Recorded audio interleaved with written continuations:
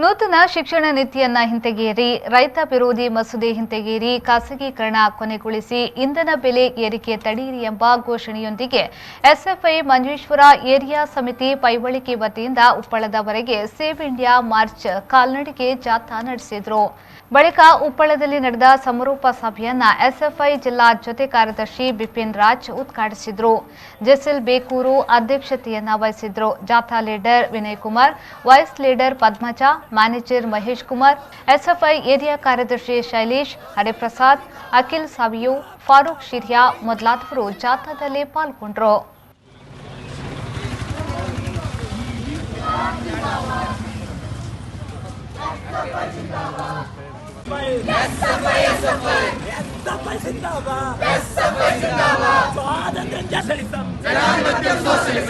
Socialism जिंदाबाद, इंकलाब जिंदाबाद।